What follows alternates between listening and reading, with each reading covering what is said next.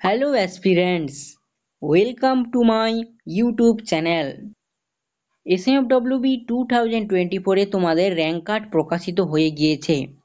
এর পরবর্তী পর্যায়ে তোমরা কি করবে, তোমাদের এবারে কি করণীয় তা আজকের এই ভিডিওর মাধ্যমে আলোচনা করব এবং এর পাশাপাশি আলোচনা করব তোমাদের যে কাউন্সিল হবে সেই কাউন্সিল প্রসেসে তোমরা কিভাবে কলেজ সাজাবে, কোর্স অনুযায়ী কেমন কি কলেজ সাজালে তোমাদের একটি কোর্সে তোমরা সহজেই অ্যাডমিশন নিতে পারবে সেই সম্বন্ধে বিস্তারিত আমি এই ভিডিওর মাধ্যমে আলোচনা করব এবং তোমাদের প্রাইভেট কলেজে ফিস কেমন কি লাগে সেই নিয়েও আজকের এই ভিডিওর মাধ্যমে আলোচনা করব।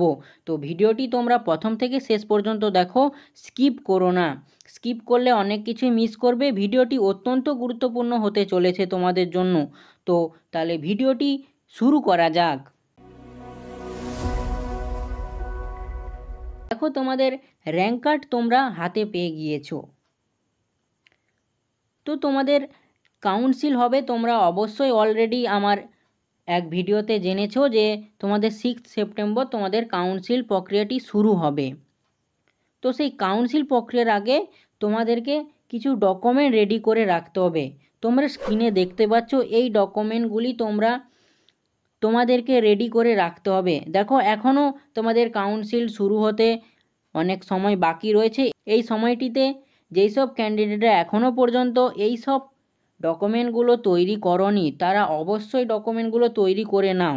আমার এই দুটো ভিডিও তোমরা দেখবে, এই দুটো ভিডিওতে আমি সম্পূর্ণ ডিটেলসে আলোচনা করেছি তোমাদের কোন কোন ডকুমেন্ট কোন জায়গা থেকে তোমরা বানাবে, কোন অফিসারের কাছ থেকে সাইন করবে, সমস্ত কিছু বলা রয়েছে। তাই তোমাদের কাছে একটি রিকোয়েস্ট থাকলো, তোমরা অবশ্যই এই ভিডিও দুটি দেখে নেবে।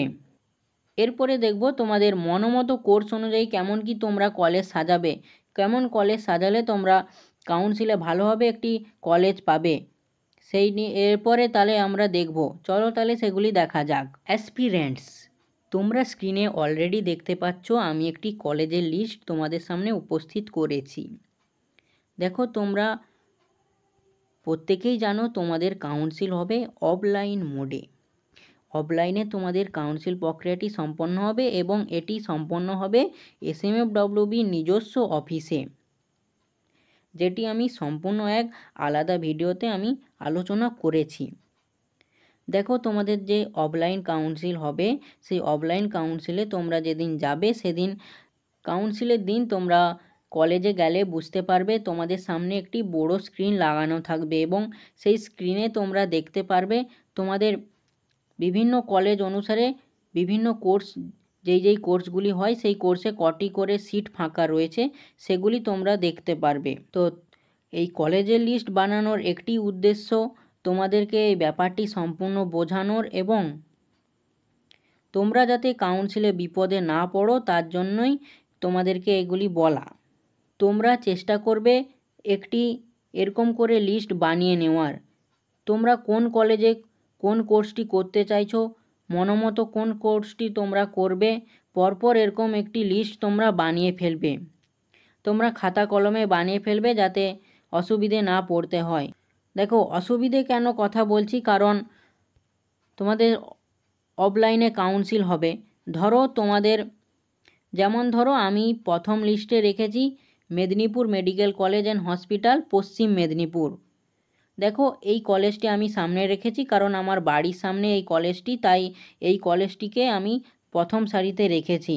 তো তোমরা তোমাদের বাড়ির সামনে যেই মেডিকেল কলেজ অ্যান্ড হসপিটাল সেটি রাখতে পারো বা অন্য কোনো কলেজও রাখতে পারো। এই কলেজ লিস্ট বানানোর মূল উদ্দেশ্য হলো তোমরা কোন কোর্সটি করতে চাইছো, কোন কলেজে পাবে বা কোন কলেজে তোমরা করতে চাইছো, মনোমতো যেই কোর্সটি করবে তার একটি লিস্ট তোমরা বানিয়ে ফেলবে। দেখো, আমি এই কলেজে কোন কোন কোর্স রয়েছে এবং কোন কোন কোর্স আমার করতে চাই বা আমার কোন কোর্স করতে ভালো লাগবে সেইগুলো আমি বা কোন কোর্স করতে আমার ইচ্ছে রয়েছে সেইগুলো আমি একটি লিস্ট বানিয়ে ফেলেছি। তো এরকম করে তোমরা একটি লিস্ট বানিয়ে ফেলবে। দেখো, আমি সবার প্রথমে রেখেছি DMLT কোর্স। DMLT কোর্সের চাহিদা সবথেকে বেশি বলে DMLT কোর্স রেখেছি। ধরো কোনো ক্যান্ডিডেটের ডিওটিটি কোর্সটি ভালো লাগে, তো সে সামনে ডিওটিটি কোর্সটি রাখবে। কারো ডিআরডি কোর্সটি ভালো লাগে, তো সে প্রথমে ডিআরডি কোর্সটি রাখবে, বা কারো ইসিজি কোর্সটি ভালো লাগে, সে প্রথমে ইসিজি কোর্সটি রাখতে পারে। সেটি তার নিজস্ব মতামত, সে কেমন করে রাখবে। তবে তোমরা এরকম করে একটি লিস্ট তবে বানিয়ে ফেলবে। কেন বানাতে বলছি, ধরো ঝাড়গ্রাম মেডিকেল কলেজ তুমি আশা করে রাখছো যে আমি ঝাড়গ্রাম মেডিকেল কলেজ পাবো বা পেতে পারি, তো সেই ঝাড়গ্রাম মেডিকেল কলেজে তোমরা চাইছো যে তুমি ডিএমএলটি কোর্সটি করবে। ধরো তোমরা কাউন্সিলে গেলে তোমাদের র্যাঙ্ক অনুযায়ী, সেখানে গিয়ে তোমার আগের যেই র্যাঙ্কের যেই ক্যান্ডিডেটটি, সে ধরো এই ঝাড়গ্রাম মেডিকেল কলেজে ডিএমএলটি কোর্সটি সিট বুক করে নিল। তো তোমরা তখন অসুবিধায় পড়বে যে এরপরে তাহলে কি কোর্স নেব, ঘাবড়ে যাবে, অনেক স্টুডেন্ট থাকবে, তো ঘাবড়ানোরই কথা। তো সেই অসুবিধায় যাতে না পড়তে হয়, তোমরা এর পরবর্তী এই ঝাড়গ্রাম মেডিকেল কলেজে কোন ডিএমএলটির পরে কোন কোর্সটি রয়েছে না, ডিওটিটি। তো ডিএমএলটি কোর্সটি যদি বুক হয়ে যায় তাহলে তোমরা সহজেই সেখানে বলে দিতে পারবে যে ডিওটিটি কোর্সটি তুমি করতে চাও। দেখো তোমাদেরকে তো একটি রুমে ঢুকিয়ে দেওয়া হবে, তো সেখানে বিভিন্ন প্রসেস চলবে। প্রসেসটি চলার পর তোমাদেরকে জিজ্ঞেস করা হবে যে তোমরা কোন কোর্সটি করতে চাও, তো সেখানে তোমাদেরকে বলতে হবে। তো কেউ যদি ধরো ডিএমএলটি কোর্সটি নিয়ে নেয়, তোমার আগের যেই ক্যান্ডিডেটটি ছিল, তারপরে তোমাদের মনোমতো ধরো এই কোর্সটি তোমরা পাচ্ছ না, কিন্তু তোমরা চাইছো যে মেডিকেল কলেজেই আমি পড়বো, আর ঝাড়গ্রাম মেডিকেল কলেজ তোমরা এটি চুজ করেছিলো, বা তোমাদের এটি বাড়ির সামনে, আমি উদাহরণ দিয়ে বলতেছি। তো তোমরা সহজেই তাহলে ডিওটিটি তখন বলতে পারবে, বা ডিসিসিটি কোর্সটি বলতে পারবে যদি সিট ফাঁকা থাকে। বুঝতে পারলে ব্যাপারটা?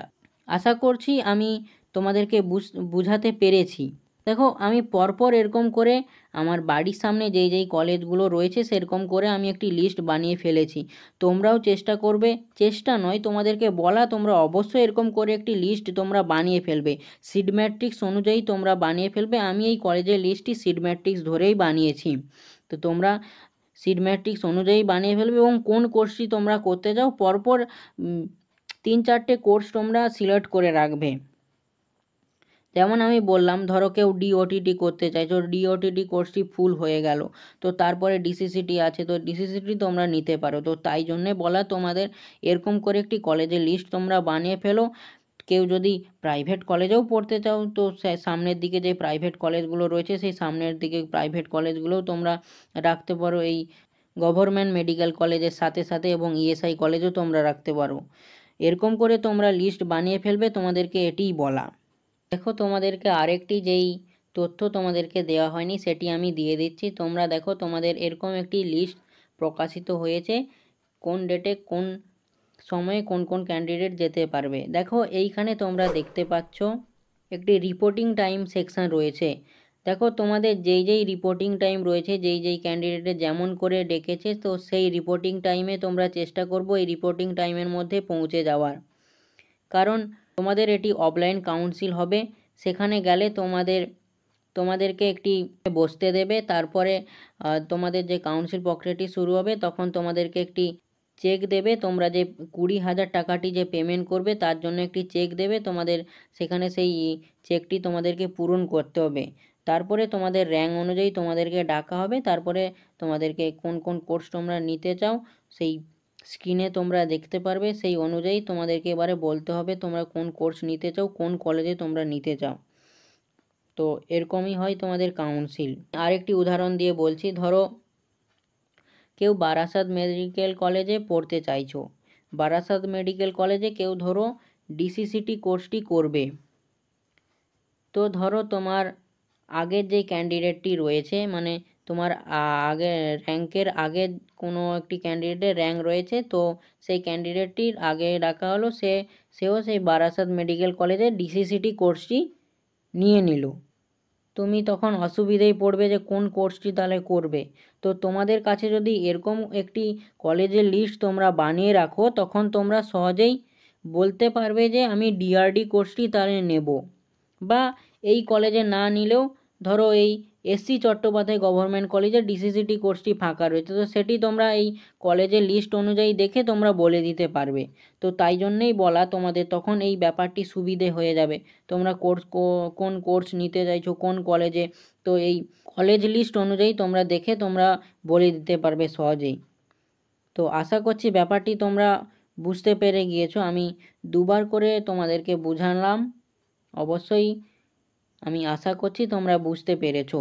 যদি কোনো অসুবিধে হয় তোমাদের, তাহলে আমাকে কমেন্ট বক্সে কমেন্ট করবে, আমি তোমাদের কমেন্টে রিপ্লাই দেওয়ার চেষ্টা করব। এরপরে তাহলে আমরা দেখব যে প্রাইভেট কলেজে যারা পড়তে চাইছো, যাদের র্যাঙ্ক একটু বেশি রয়েছে, 3000 4000-এর মধ্যে যাদের র্যাঙ্ক রয়েছে বা 8000 6000, সেই র্যাঙ্কে যারা প্রাইভেট কলেজে অ্যাডমিশান নিতে চাইছো, সেই প্রাইভেট কলেজের ফি স্ট্রাকচার কেমন কি সেই নিয়ে এরপরে তাহলে আমরা দেখব। চলো তাহলে সেগুলি দেখা যাক। অ্যাসপিরেন্টস, আমরা চলে এসেছি এক নতুন স্লাইডে। এই কলেজগুলোর ফি স্ট্রাকচার কম, সেরকমই কলেজগুলো আমি রেখেছি, তবে এই কলেজগুলো নিঃসন্দেহে ভালো। দেখো, প্রথম সারিতে আমরা রেখেছি Apollo hospital and Kolkata. Apollo hospital and কলকাতার এর ফি স্ট্রাকচার হচ্ছে যে 22,000 টাকা পার ইয়ার। তারপরে রেখেছি ভারত সেবাশ্রম কলকাতা, ফি স্ট্রাকচার রয়েছে 35,000 টাকা পার ইয়ার। তারপরে রেখেছি KPC hospital, KPC medical college and hospital. এই কলেজটি অত্যন্ত ভালো, এর ফি স্ট্রাকচার হচ্ছে যে 35,000 টাকা পার ইয়ার। আমরি হসপিটাল লিমিটেড ঢাকুরিয়া যেটি রয়েছে, তার দেখো পার ইয়ারে কত খরচ হয় সেটি আমার কাছে কোনো ডেটা নেই, তবে অ্যাডমিশান ফিস তোমাদের 15,000 টাকা এখানে দিতে হয়। তারপরে রেখেছি আমি 4 নং হসপিটাল। 4 নং হসপিটালে 37,000 টাকা পার ইয়ারে তোমাদের খরচ হয়। তারপরে রেখেছি আনন্দলোক হসপিটাল শিলিগুড়ি, সেটি পার ইয়ারে তোমাদের খরচা হয় 30,000 টাকা করে অ্যাডমিশান ফিস। তারপরে রেখেছি টাটা মেডিকেল কলেজ হসপিটাল কলকাতায়, যেটি অবস্থিত নিউ টাউনে, সেটির ফি স্ট্রাকচার হচ্ছে যে 20,000 টাকা পার ইয়ার। দেখো, তোমাদের যদি এই ফি স্ট্রাকচার নিয়ে যদি কিছু অসুবিধে হয়, তাহলে আমি ওয়েবসাইটে লিঙ্ক দিয়ে রাখছি, ওখান থেকেও তোমরা দেখে নিতে পারবে। এই যে আমি কলেজগুলো বলেছি এবং ফি স্ট্রাকচার যেগুলো রেখেছি, সেইগুলো সম্পূর্ণ আমি এসএমএফডব্লিউবির ওয়েবসাইট থেকে নিয়েছি। তো তোমরা ওয়েবসাইটের লিঙ্কটা আমি দিয়ে রাখবো, ওখান থেকেও তোমরা দেখে নিতে পারবে। দেখো, ওয়েবসাইটের লিঙ্কটি ওপেন করলে এরকম তোমাদের কাছে একটি পেজ ওপেন হবে, যেখানে তোমরা দেখতে পাচ্ছ ভিউ বলে যে অপশানটি রয়েছে, সেই ভিউ অপশানে ক্লিক করবে, তাহলে তোমাদের কাছে ফি স্ট্রাকচারের পিডিএফ ওপেন হয়ে যাবে। তো তারপরে আছে আমাদের দিশারি ইনস্টিটিউট অফ প্যারামেডিক্যাল, যেটা মালদায় অবস্থিত, তার ফি স্ট্রাকচার হচ্ছে যে 40,000-এর কাছাকাছি। দেখো, এটা কম বেশি হতে পারে, ডেসক্রিপশান বক্সে যে লিঙ্ক দেওয়া থাকবে ওখান থেকে তোমরা দেখে নিবে। তারপরে রেখেছি দেখো দেশান হসপিটাল, তার ফি স্ট্রাকচার হচ্ছে যে 30,000। তারপরে রেখেছি গৌরী দেবী দুর্গাপুর। দেখো, এই গৌরী দেবী দুর্গাপুরের কোনো ফি স্ট্রাকচার আমি ওয়েবসাইট থেকে পাইনি, তো তোমরা যদি গুগল থেকে যদি সার্চ করতে পারো তো তোমরা সেখান থেকে দেখে নিবে। তারপরে রেখেছি HLG হসপিটাল, এর ফি স্ট্রাকচার 40,000 টাকা পার ইয়ার।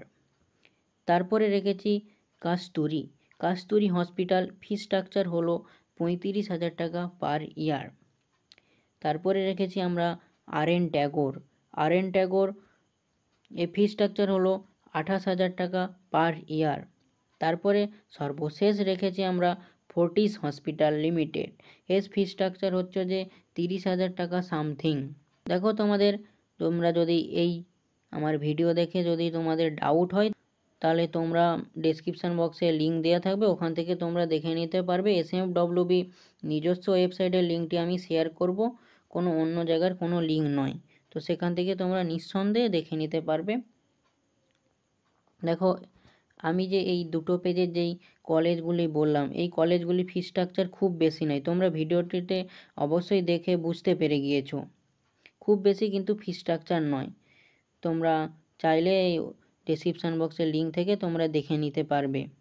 তো তোমাদের যদি ভিডিওটি ভালো লাগে তাহলে ভিডিওটিতে একটি লাইক করে দিও এবং বন্ধুদের মধ্যে এটি প্রচুর পরিমাণে শেয়ার করে দিও, যাতে তারাও এটি দেখে উপকৃত হয়। দেখো তোমাদের পরবর্তী দিনে কাউন্সিলে কোন কোন কলেজ আপডেট হবে, কোন কোন কলেজে কয়টি সিট সংখ্যা রয়েছে, কয়টি সিট সংখ্যা ফাঁকা আছে, সেই সব নিয়ে বিস্তারিত আমি ভিডিও আনবো। তোমাদের যখন কাউন্সিল শুরু হবে তখন আরও তোমাদের কাছে খুব অতি গুরুত্বপূর্ণ সময়। তো তোমরা অবশ্যই আমার চ্যানেলটিকে যুক্ত থেকো এবং চ্যানেলটিকে যারা প্রথম ভিজিট করছো তারা চ্যানেলটিকে অবশ্যই আমার সাবস্ক্রাইব করে রেখো এবং পাশে থাকা বেল আইকনটি অল নোটিফিকেশান অন করে রেখো। দেখো তোমাদের যদি এই ভিডিও দেখে যদি কোনো কিছু ডাউট বা কোয়ারিজ থাকে তাহলে আমাকে কমেন্ট বক্সে কমেন্ট করতে পারো, আমি তোমাদের কমেন্টে রিপ্লাই দেওয়ার চেষ্টা করব। সো আজকের ভিডিওটি এই পর্যন্ত এখানেই রাখলাম। দেখা হচ্ছে আগামী দিনে নতুন ভিডিওতে। Thank you to all.